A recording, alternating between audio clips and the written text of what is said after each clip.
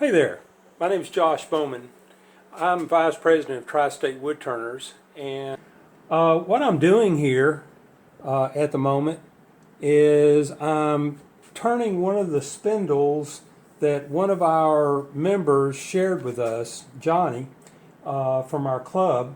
And what I intend to do today is not show so much what to do as tools that you can do it with. As many of the members will tell you, I really like different tools, and I have quite a few of them. That was one of the reasons I like going to some symposiums, is see some of the new tools that the professional turners use. Here's the problem. You have to be really careful with that. I'm not always as careful as I should be, but these tools could be really handy and really useful. Some of them not so much.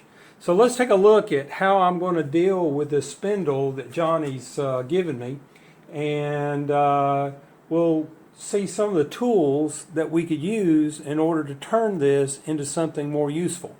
So bear with me while I go ahead. I'm going to part this off the rest of the way, and you all can watch right along with me. So I'm going to take it off just a little bit more.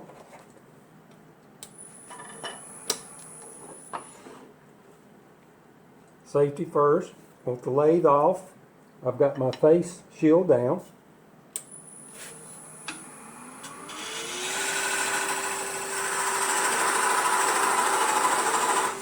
Okay.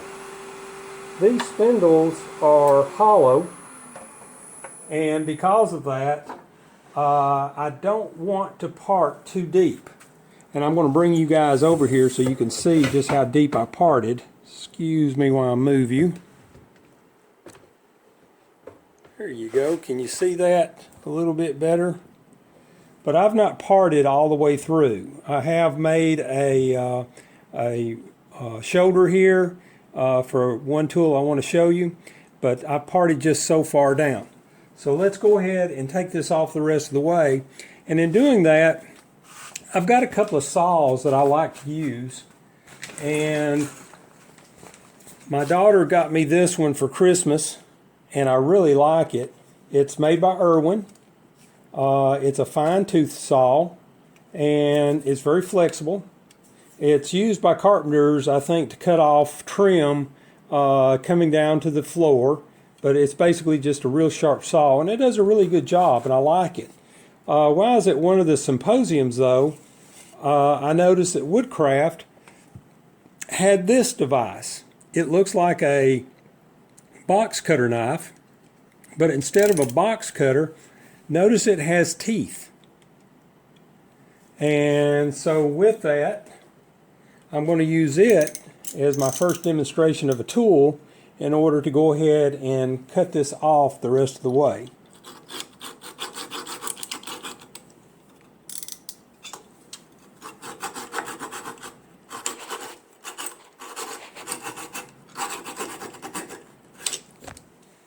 Job done. So there's one tool that we're showing. All right. Now as I move this back, excuse me while I bump you, I've got now two pieces. Notice that one is hollow in the center, and we'll show another tool here in just a moment for that one.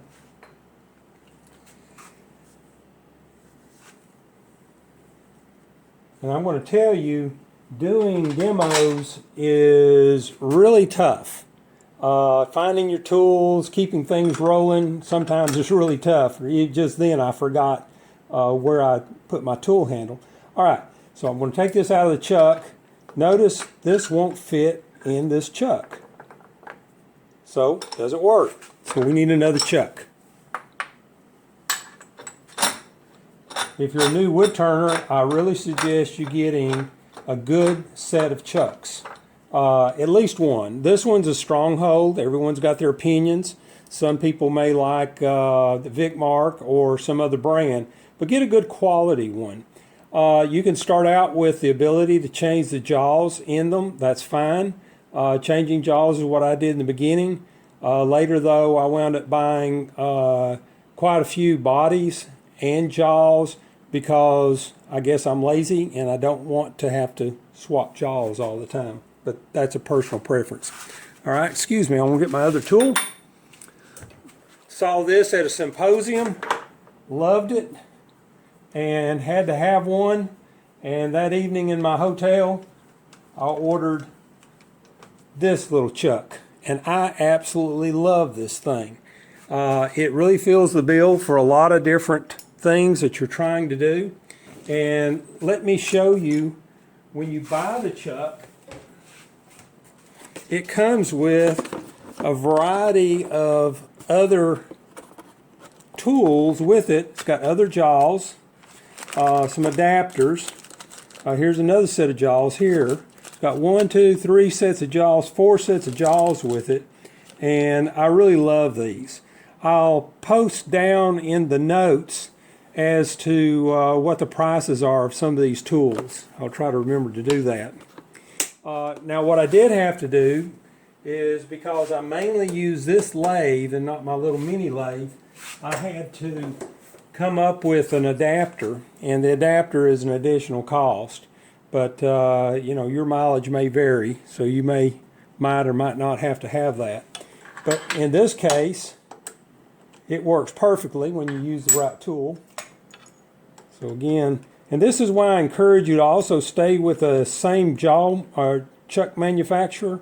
At one point, I had several chucks by different manufacturers, and I was always fighting with tools.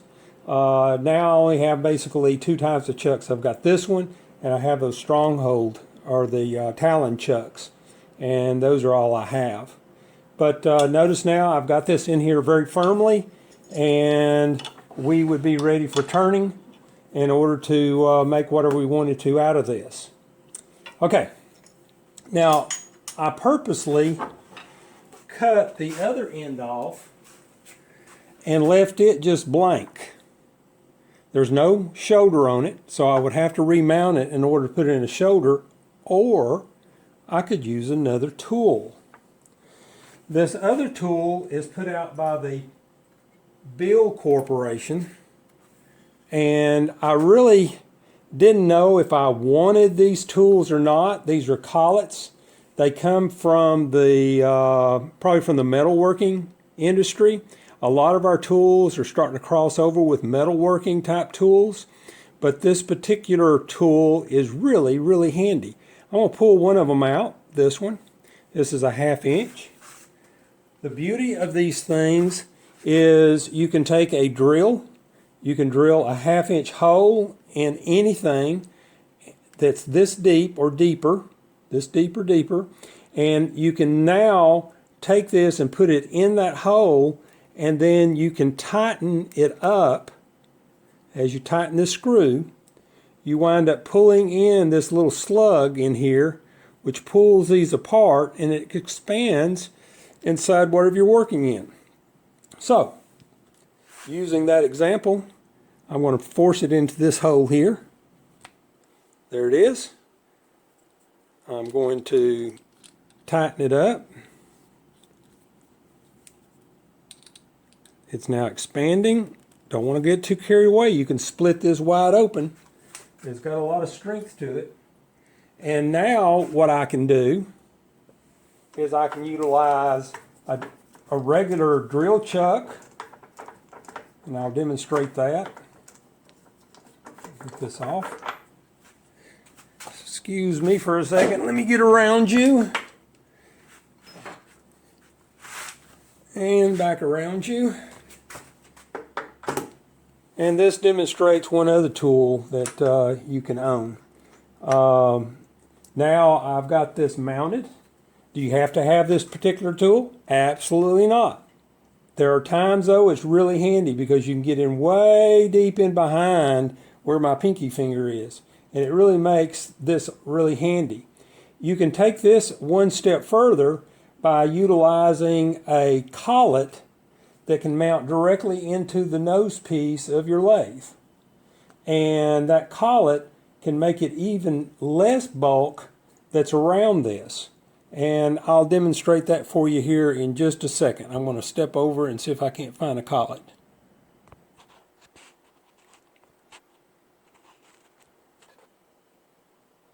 Okay, glad y'all didn't go anywhere. Y'all may have thought that was just a moment in time, but actually it took me a couple of minutes in order to find what I was looking for. So what I was looking for is a collet.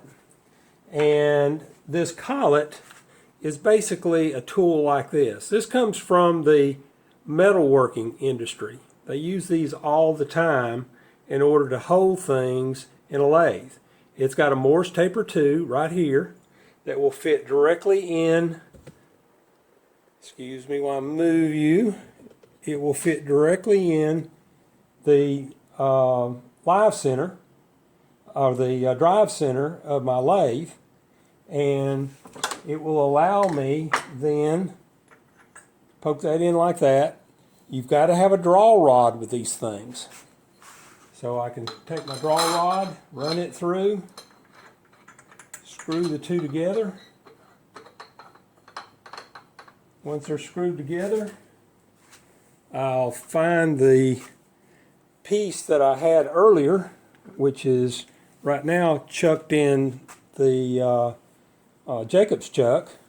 Now what I like about this one, you can loosen it with by hand. Most lathes come with a chuck that requires a key, and that's okay. If that's what you like, that's what you like, that's all right. But again, one of the wood turning symposiums, I noticed they had these. They weren't all that expensive, and I bought it, and I absolutely love the thing, so I use it all the time. But utilizing the bill collet, I can now take it and fit it in this collet here.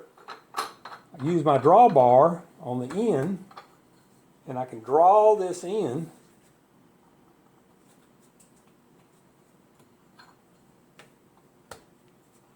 I didn't tighten things up like I should have, but I can draw this in, and hopefully you get the idea. I can now get way behind on this right here, and I don't have any bulk right here in my way. And this is a very secure way of mounting something. So the drawbar, which is back here at the hand wheel, which you can't see, and it draws in this collet. And really the best way to do that is for me to lock this spindle down. And so as I draw this thing in, it now has strong hold on the bill collet, which allows me to work in behind. Do you have to have this? Absolutely not. Do you want one? Maybe. You need to think about it. A lot of people do small items, and this can be a real handy thing, particularly for doing things like ornaments, which I'm starting to gear up to do. So they can be pretty handy in that aspect. All right, so let me get set up. I'm going to pause you again. Okay, I'm back again. Only seemed like a couple of minutes for you guys, but for me, I dropped a washer. So I got to crawl around on my hands and knees to find the washer that went with my drawbar system that pulls the collet in order to tighten it up. So I went ahead and I pulled the live center up, and this is the stock live center that came with my Powermatic lathe. This is a good time maybe for me to show you some other options that are available. There are a couple of options, but the one that I really like a lot is made by Nova. And right now I've got screwed in here just a special type of chuck adapter. There's another adapter that comes with it. And let me get the drawbar out for it in order to knock the stuff out. So I always forget where they are, and y'all can remind me they're down here. This is where I store the Nova Live Center stuff.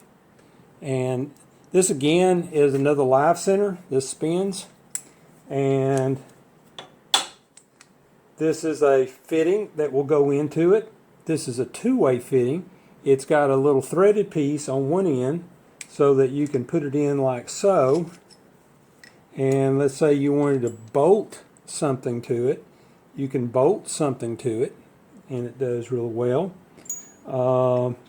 If you want to use a screw center with that same one, so I'm going to screw, you can put a screw type adapter inside of there, and you can screw that in. I don't know, don't know what you might want to put in there. If you need a little bitty tiny drive center, you have to be careful with this one. It'll split things, but it will fit in there as well.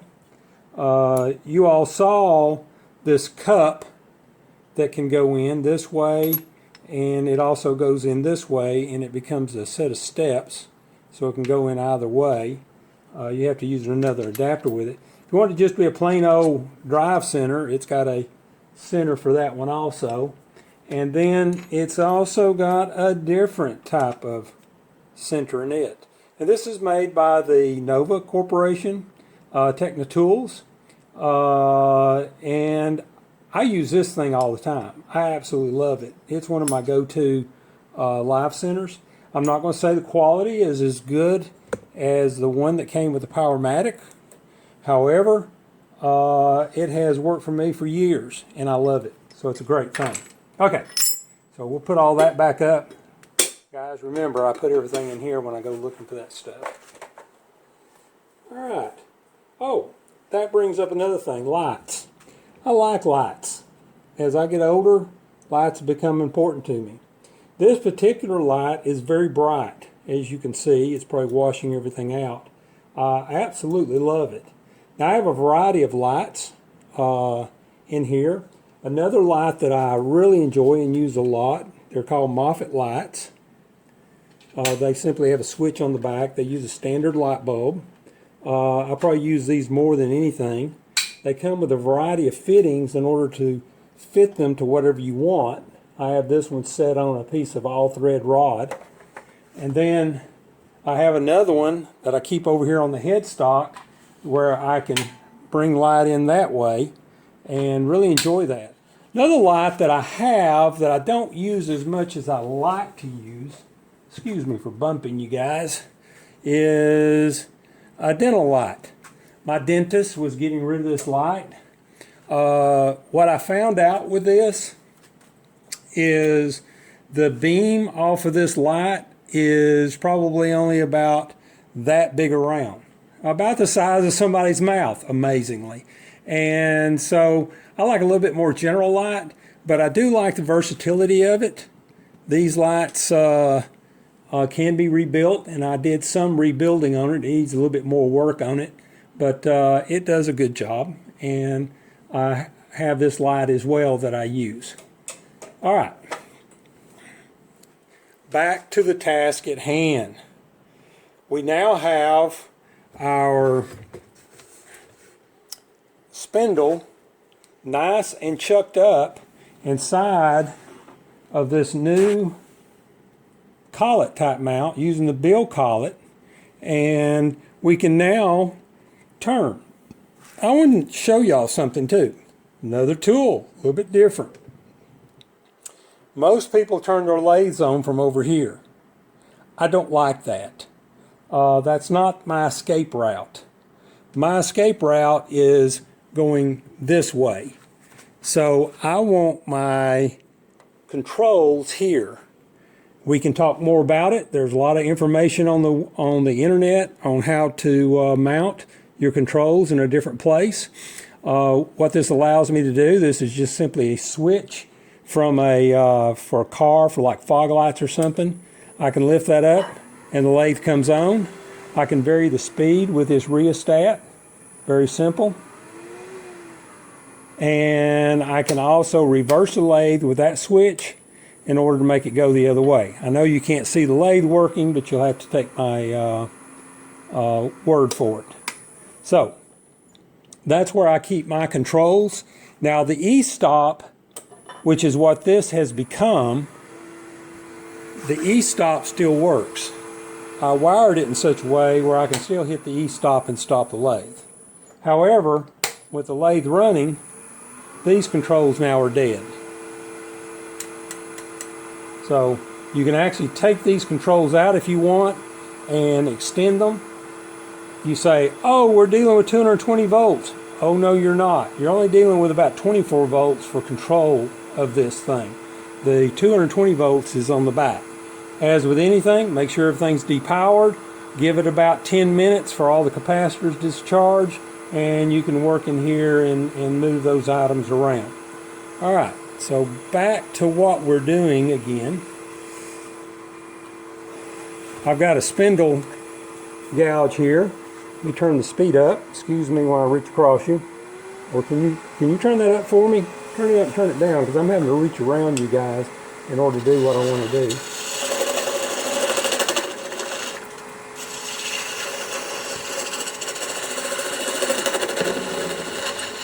Guys, I'm going to have to move you back a little bit. You're in my way. So we're going to back you up some. Now this is where the beauty of that bill system is. I'm going to lower my tool rest a little bit.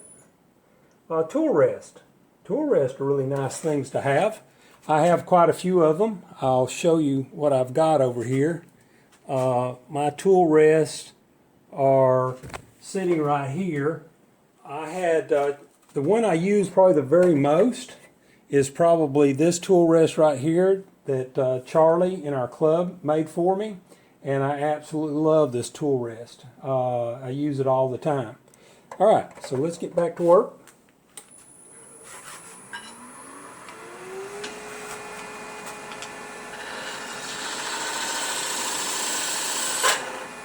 Can't really do this behind a standard chuck.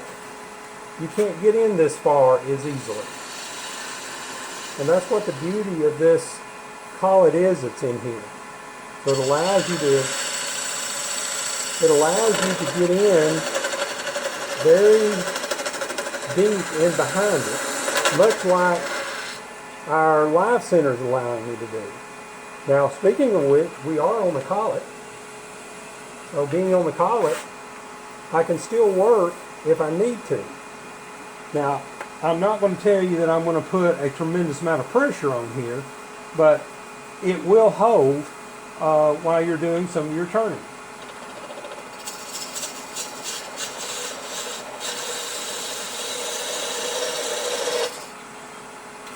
I'm not using good tool holding techniques because I'm trying to reach over in front of you guys, which by the way is extremely hard.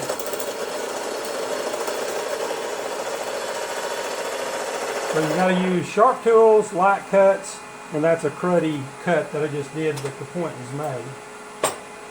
So with the live center in, I can certainly work a lot harder at it, and I can shape and do what I need to do.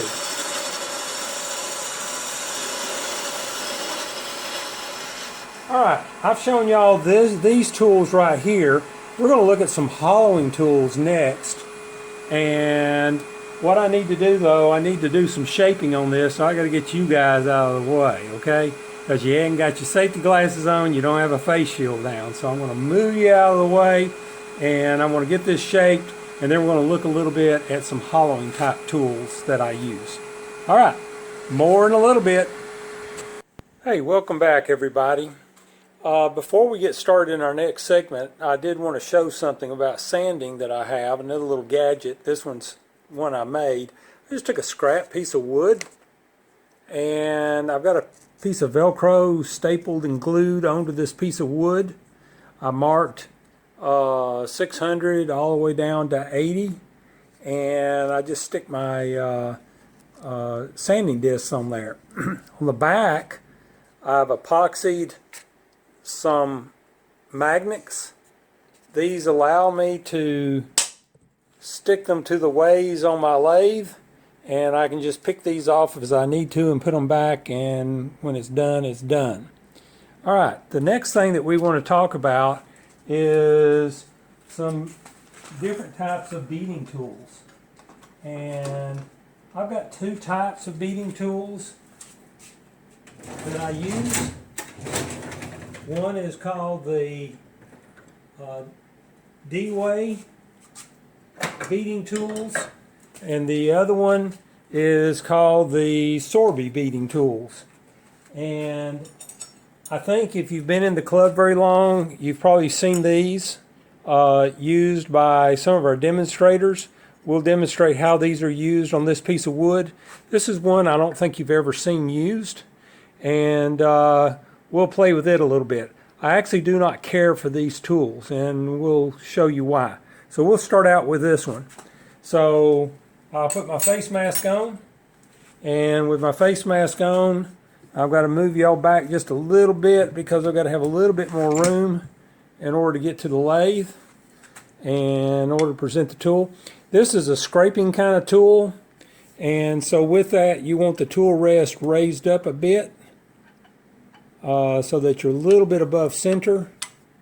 And let me lower it just a little bit. I haven't used this in a long time, so hopefully this will work. This tool cuts one side of a bead, so you wind up with two beads no matter what when you use this tool.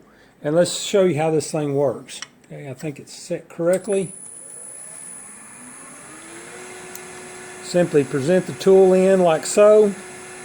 Let me move you guys around and maybe you can see it a little bit better. So I'm having to look around you to do this. So you press the tool in, allowing it to do its job. Again, you're cutting just a half, cutting a half an arc.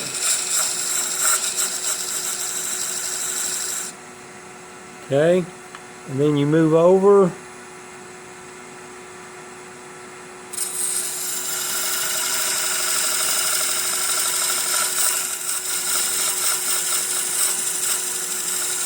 And there's your bead.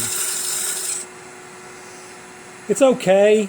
I like it all right, but I'm not going to like throw them away or anything, but I wished I had bought these tools first. This is the D-Way. They are really easy to use. They're real forgiving. I can move you guys back in the center now because this tool doesn't have much of a handle. But oddly, you would think you use the tool, you present the tool like this into the wood, but you don't. You present it like this. So watch how this works. You set the tool like so on the rest, and we're going to rotate back and forth like this. We're not rotating like this, we're rotating like this, keeping it flat on the tool rest. So here we go. Get those 2 points started. See the 2 points that are started? And one nice thing to do is to take a pencil and to mark in the center. Notice also on my pencil, I heat shrink a magnet to it. You could wire one to it any way you want, but I like this because I've got them on all my tools, and I'll be honest, I haven't lost very many of these pencils because I sure as heck don't want to put it in my pocket and carry it around. So I wind up sticking it to my tool, and that's where it stays. And even one of my chuck wrenches, Allen wrenches, I have it stuck there as well. All right, back to the task. So I present the tool, I rotate back and forth,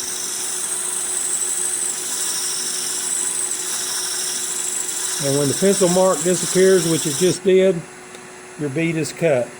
Now what I don't care for, I'm going to lower this tool rest a little bit. We'll cut another bead. This tool likes to be a little bit lower than the other one. So let me raise it just a tad. All right, let's take another look. This one's actually a lot of fun to use. And you can cut beads all day long with this thing. Yes, you can learn to do it with a detail gouge. And I can cut them with a detail gouge. But sometimes I'm not as consistent. So there's the beading using the D-Way speeding tool. Okay. Next thing that I want to show you is a tool. I think it's called the Elf, and basically it's a metal shaft on a handle. Let's turn the lathe off. It's a metal shaft on a handle. There is a bearing inside of here, and there's a magnet at the bottom, and it will accept everything except I just dropped on the floor. It will accept a variety of these motor tool bits. So let's pick one of them out. We'll pick this one, and it simply goes into the tool, and the magnet grabs it. You come out and put another one in if you want to. So let me put these others down before I drop them.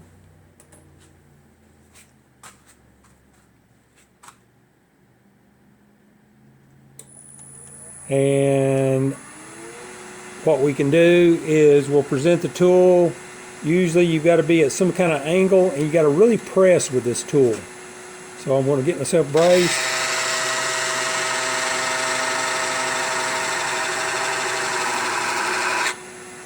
Let's see what that looks like. With enough practice, you can probably become consistent with what you're doing. Let's zoom in just a little bit and let you look at that. And that's what this tool can do with that bit and that orientation. Now, of course, I can change that orientation to become something different.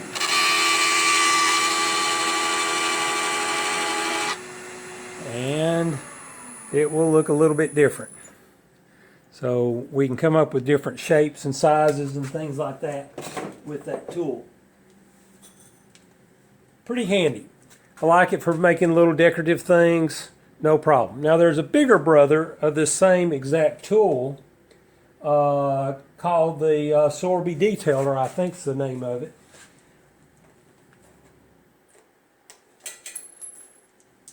It comes with a variety of bits that are available for it. The thing's a bit of a monster, and let me back you guys up. So wait just a second, let me zoom you back out. Let me back you up some. And now you can kind of see how this monster looks. They make, I think, a smaller version of this. This is I think the biggest version that they have.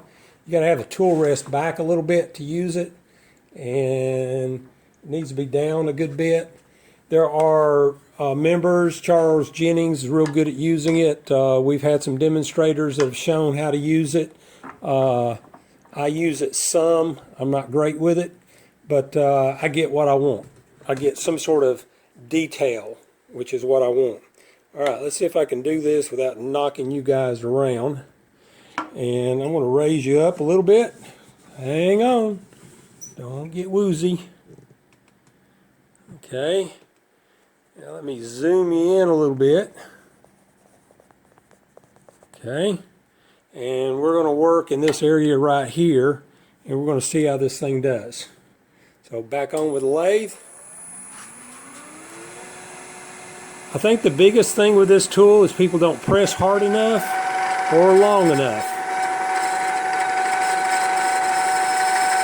And also, I want to say my lathe speed is up too fast. So let's look and see what we got from that.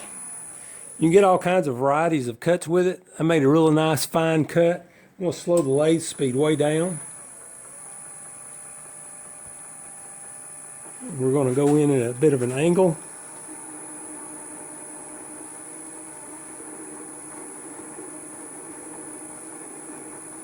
We'll see what that looks like.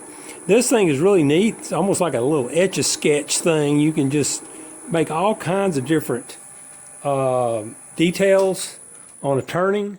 Some of them will look really good, some of them not. I'm going to say this one is one of them that doesn't look all that great. But the beauty of it is you can easily go back over it again in a different orientation, and you can correct it.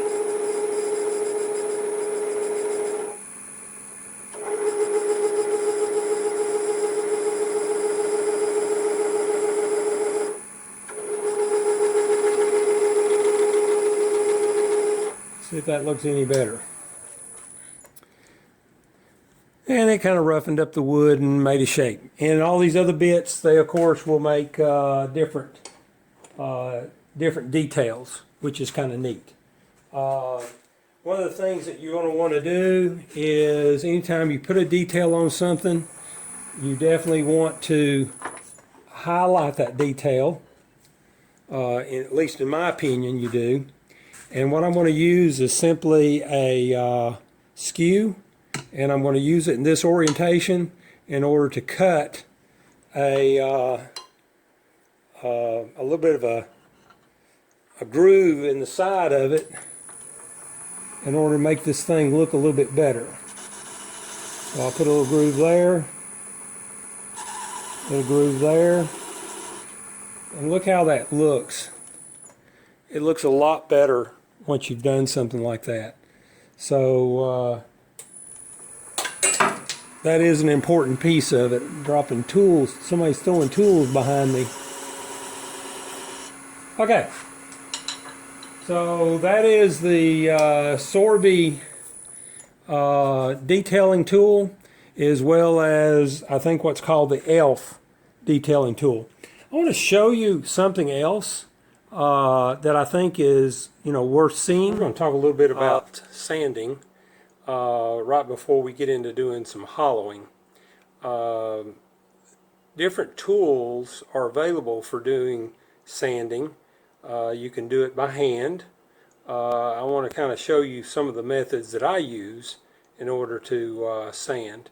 So first off, the first tool I probably ever bought was this kind of angle drill, and they do a really good job. I like them. Frankly, what I would do is get a cheap one, because even the expensive ones, the bearings are going to wear out in time, and when they do, they're basically just trash. Real hard to rebuild. Maybe there's one out there that costs several $100s that might be able to withstand the sawdust, but this cheap one I've had for years, and frankly I've had no trouble out of it. They go forward and they go reverse, and they do a really good job of sanding. The second tool that I bought, it's fairly newly acquired. It's been out for some time. This one is put out by, I think it's Wood and Wonders. It's called the Sanding Wonder.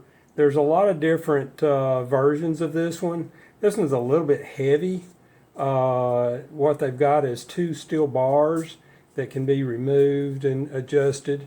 There's a lot of adjustments on here. I pretty well keep it just like you see it. But basically it's got a bearing in there. You can swap out the sandpaper just like you can on the angle drill, and it does a good job as well. What we're going to do is I'll demonstrate this real briefly on this hollow form that I'm setting up, and we'll kind of let you see a little bit about how all this equipment works. So just a moment while I get set up. Okay, I've got you looking at this little cedar hollow form. I don't know how this thing's going to work. I've never hollowed cedar before, but it was something I had laying on the floor, and I picked it up in order to kind of demo some of the hollowing systems. Let's take a look at this particular tool as a sanding device. I'm not going to spend a lot of time with this, but I did want to kind of show that to you. All right, guys, put on your hearing protection, because I'm going to turn on the dust collector. And now we're sucking real heavy right here. And I'm going to turn the lathe on. Face mask down, because this is a hollow form, can't come apart. And the way this thing works, these inertia sanders, the way they work is as you're sanding, it causes it to spin, and it presents fresh sandpaper to whatever you're sanding. I think they do a pretty good job. They have this bearing in there, keeps it moving. It also gives you a little bit of leverage. Not that you ought to push real hard, but it makes it a little bit more comfortable to work it. And I actually kind of like it. It's kind of new to me. Now that's as compared to the drill that I have over here. So it's a little noisy. Put your fingers in yours.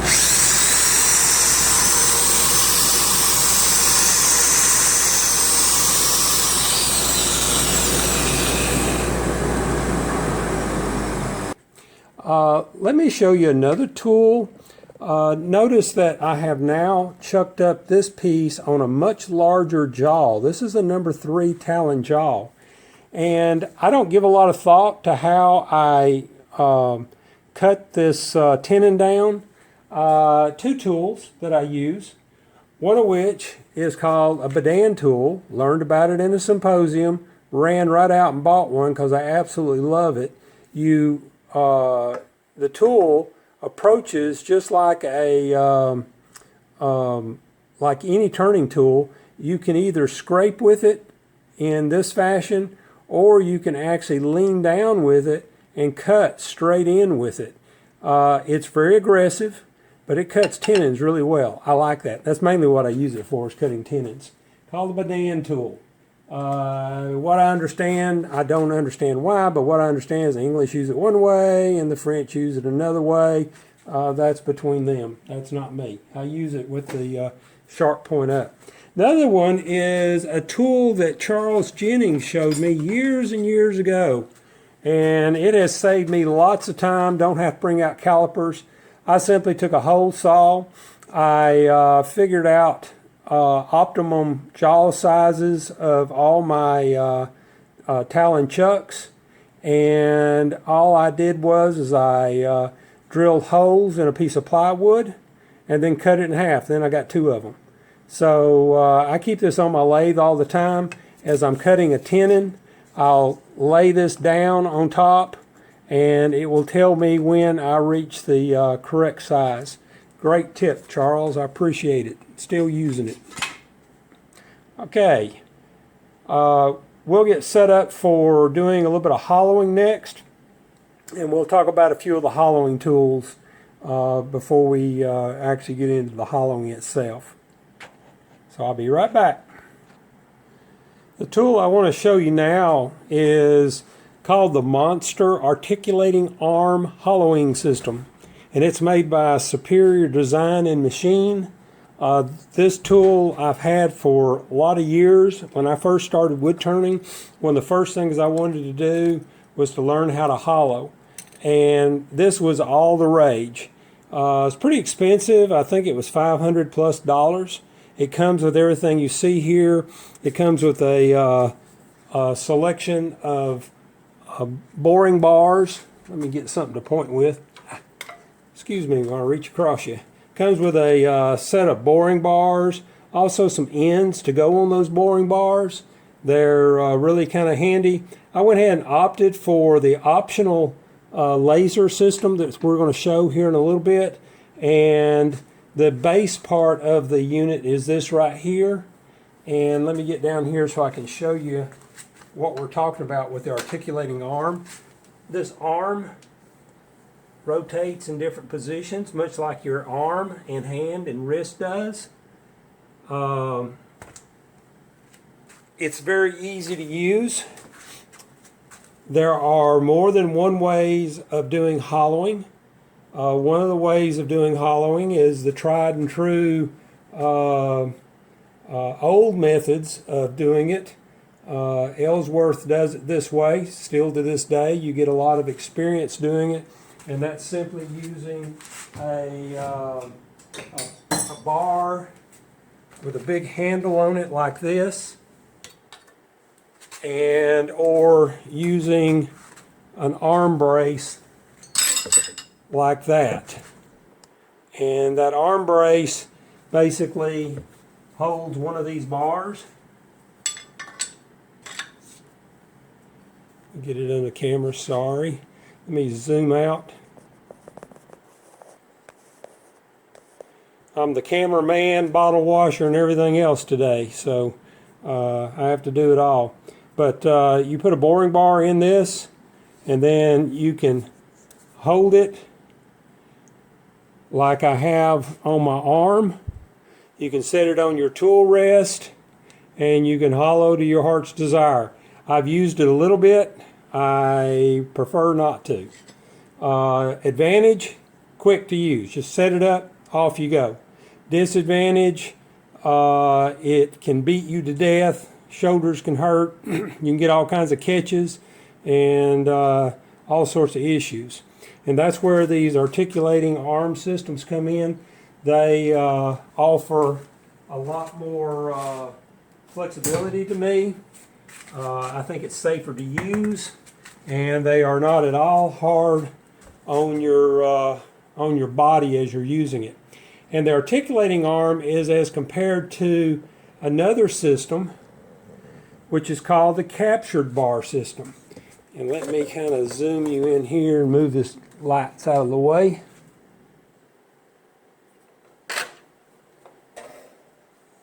Okay, the captured bar system, this is a giant one. They come in different sizes.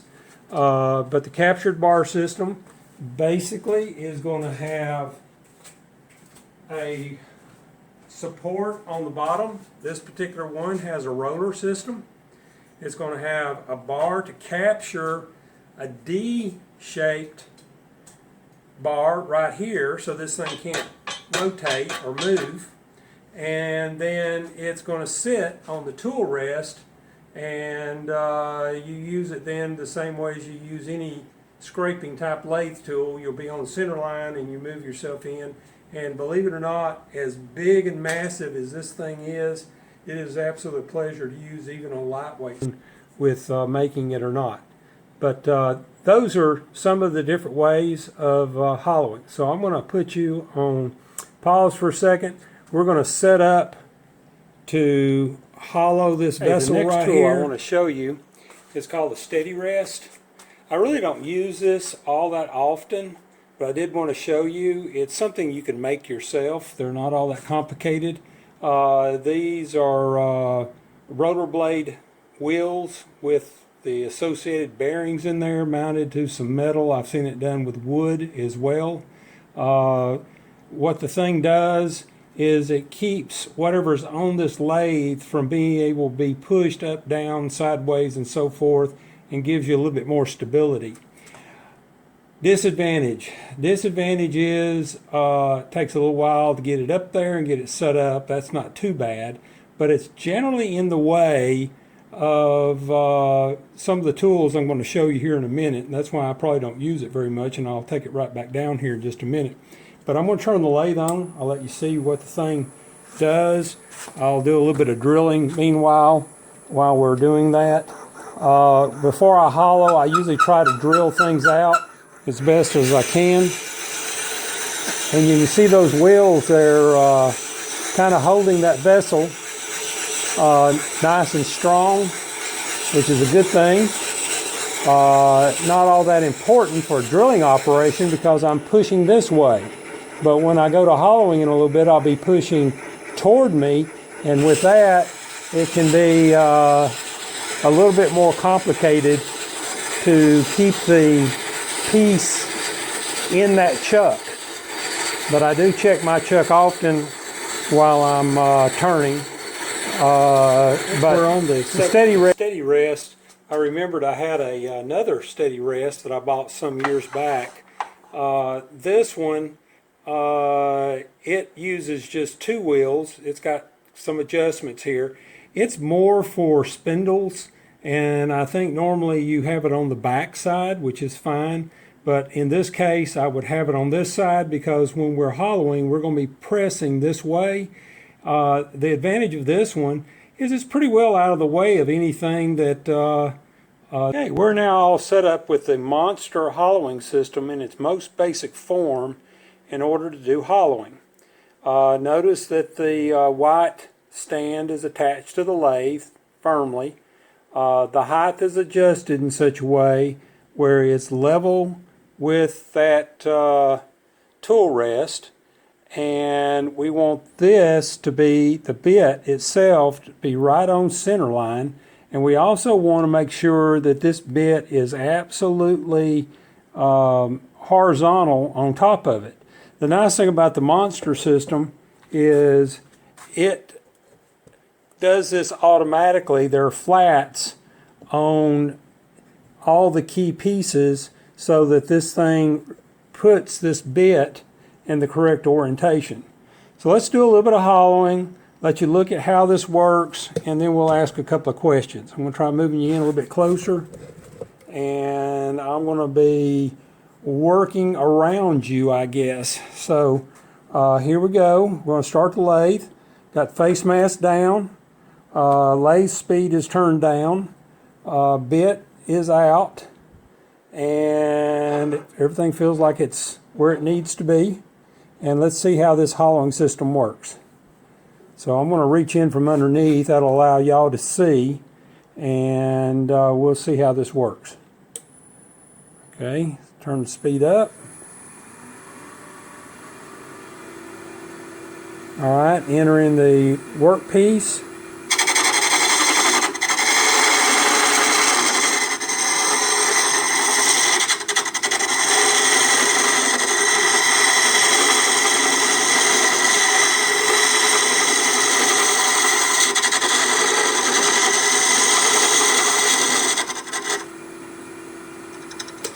All right, you get the idea. This is what hollowing is all about. And you repeat this over and over and over until you get the workpiece at the thickness you want it to be. Now, the disadvantage is, how do we know where we want the thickness to be? There are several ways. One of Ellsworth's methods of doing it is he uses a piece of wire like this. So he presets his wire to a known width, and let's just play like that was 1 inch. And when he takes this wire and takes it inside, he can measure this right here, and he knows it's 1 inch minus whatever this is right here. So that gives him an idea of how much is in there. That's one way of doing it. I don't use that method very often, but it is a method and it works. It's tried and true, and it's very, very simple to use. We're going to use a little bit more elaborate method to do it. Now, one of the issues, moving on, I can't remember if excuse me while we're reaching in front of you. I can't remember if I showed you this set of tools, but this is a vacuum system that I picked up at one of the trade shows, and it is called VacuFlex. It cost me $15. It looks like right here, I bought it probably at Woodcraft. That looks like one of their labels. I actually like this really well. It's great for hollowing. It comes with a couple of these cups for different vacuum cleaners. The inside of the cup looks like this, so it can adapt to different vacuums. I've got the second smaller cup on there. And what's really cool about this is this hose, which by the way is way too long, will attach to it, and I can turn my vacuum on, and I can vacuum everything out. And I usually keep that vacuum really close, because one thing about hollowing is you are doing this a lot. Okay, so I showed you one method to do thickness. I don't care for that method, and but I like technology. So I'm going to show you a couple other methods that I use in order to determine the thickness while I'm hollowing.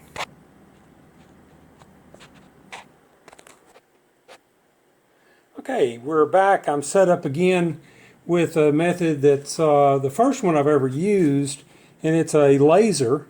Basically, this thing uses a rod that has a little laser mounted in it. You can get these things on eBay, Amazon. They're just little laser lights. That rod comes to this vertical rod right here that screws into the monster system. It's all powered from a 3-volt wall wart or transformer. It's simple as it can be. Originally, this system utilized a battery down here, but I'm too cheap to buy batteries all the time, so I hardwired it. But basically, it's just 3 volts is what you need. really cool system. And here's how you go about setting that up. So let me move you a little bit closer so you can see. Alright, can you see the laser light now? How about if I move you up a little bit? Alright, hang on, we're going to move you up. Don't get woozy.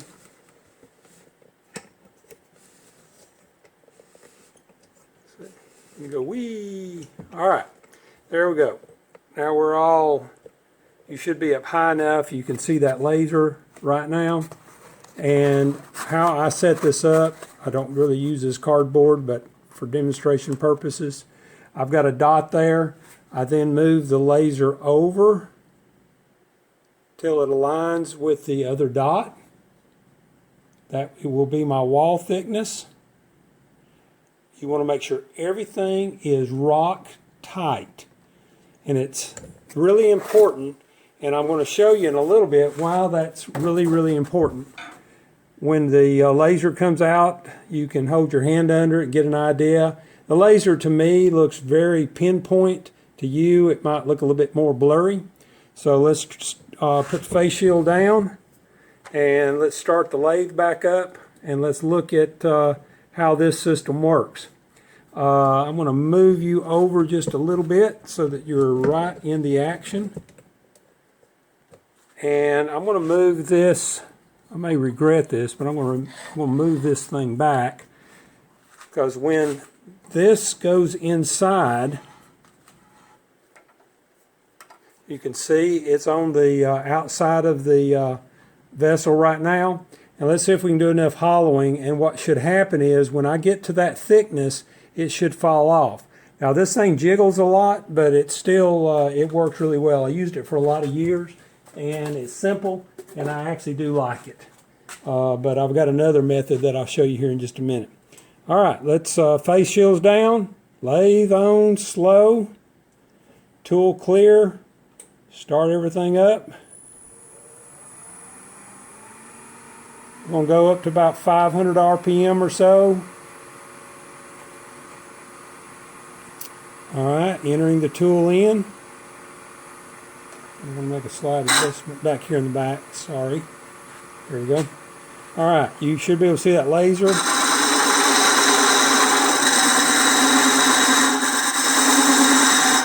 Okay, I'm going to need to make an adjustment to the monster. I got to get a little bit more elbow room with it. Okay, now let's go. Notice that line is getting. Notice the line is getting longer. We're getting close to dropping off.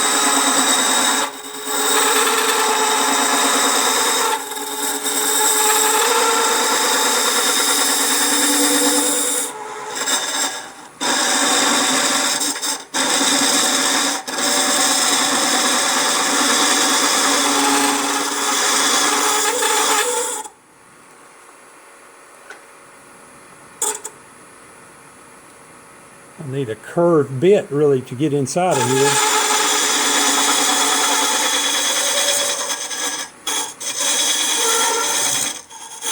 Alright, so you get the idea. See how it's starting to drop off? Okay, that's telling us that we're now at our wall thickness. And you can sit and work with it, and it actually feels very good in there. Alright, let's vacuum this thing out.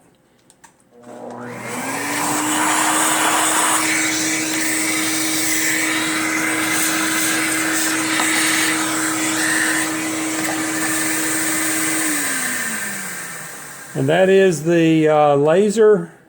You can mount this. You can even mount it on a handheld one, I guess, if you wanted to.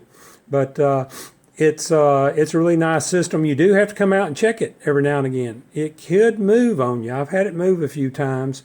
And if it moves, then, you know, you may make the inside bigger than the outside. And you sure don't want to do that. All right, I'm going to put you guys on pause again. Okay, this is the system I currently use. Really like this one.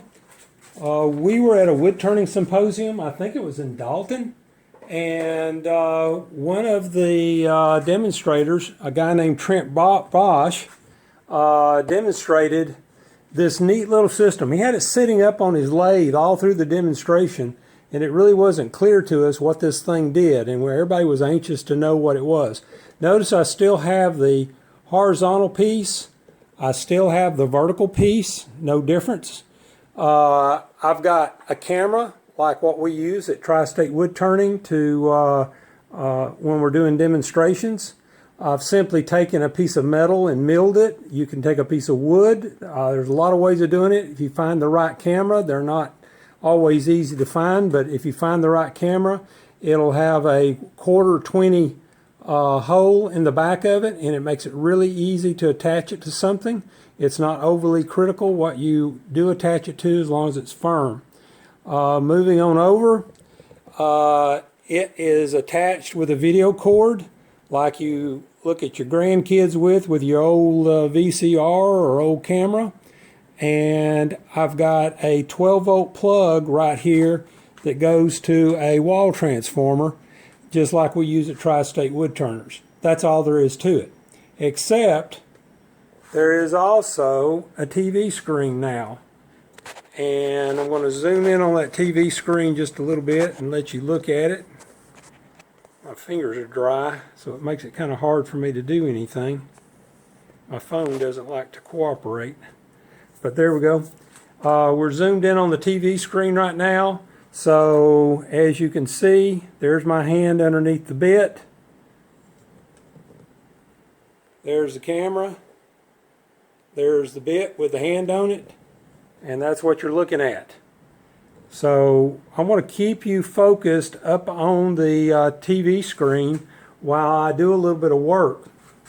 Okay, the first thing that we need to do is we need to know where this bit is in relation to our workpiece. So here's how this goes about working. So bear with me. There's a real good ooh and ah moment. I still remember this day when they when he demonstrated this. Everybody was like, what is it, what is it? And then all of a sudden, oh, that's how that works. So all I simply do is I'm going to come up here and I'm going to trace the outline of that bit. So that's all I've done. I've used a grease pencil, and this is just a piece of plastic mylar stuff, like the page protectors, and I just simply taped it up over that TV screen. Trent was selling these things for, I don't remember, maybe it was, might have been upward to $1,000, it might have been $600, but I quickly that evening went to my hotel room. I got on eBay, Amazon, started looking for the camera, trying to find a camera that would work, and ordered a couple of them in. Another friend of mine that was at the turning symposium asked, hey, will you make me one? I think I've made a couple for some others long ago when I could get the cameras. I haven't searched for these cameras in a long time. All right, so we've got that now done. Everything is locked down really tight. Everything's got to be really tightly locked down. And now we're going to do the same exact thing we did before.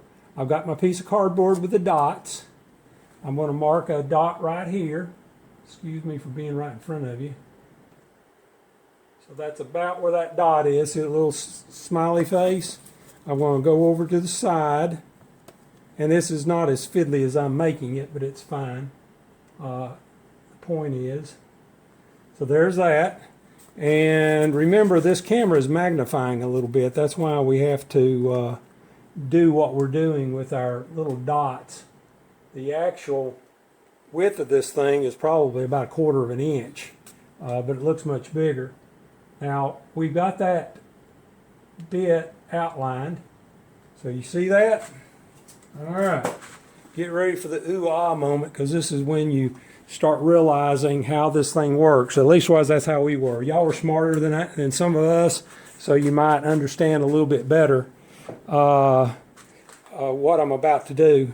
Now watch when I put this tool inside the holoform. Ooh, ah. Now you can see exactly where the bit is. You can see the width that we want from the bit. And this is really a cool thing. So right where I'm at right now, I'm a long ways from the edge of it. I'm going to face shield down, lathe at minimum, starting the lathe up. I'm going to go up to about 500 RPM. I know where my tool is. Alright, so here's some hollowing. Hold your ears, it makes noise.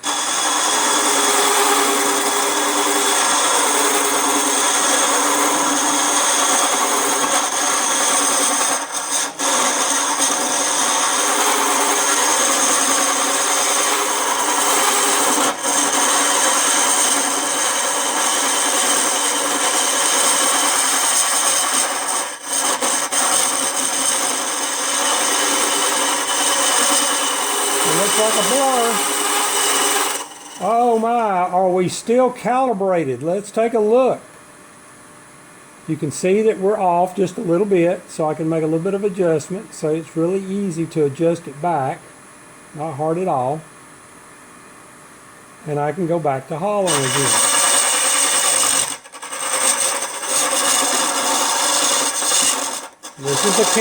This is the camera that's wiggling. That's okay.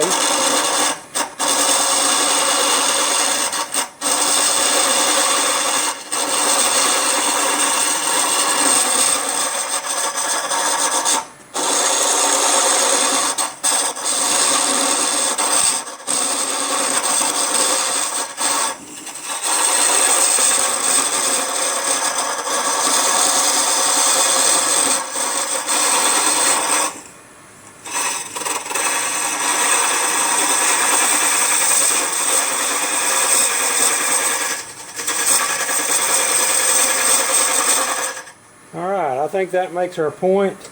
I won't make you endure any more of that, but as you can see, we're very, very close now to our end point. If you could reach inside of here, you could tell that it feels very consistent, and it's where it's at. So that's another way of determining the thickness of your item while you're turning it. Now, do you have to have these? Absolutely not. You can certainly utilize one of these. You can do it by sound. Some wood turners even put a light inside the hollow form while they're turning it, in order to, when they can see the translucence of the light, they know where that thickness is at that time. So there's lots of ways of doing this. I like this method because I can lean against the lathe, I can stick to what I'm trying to do, which is trying to...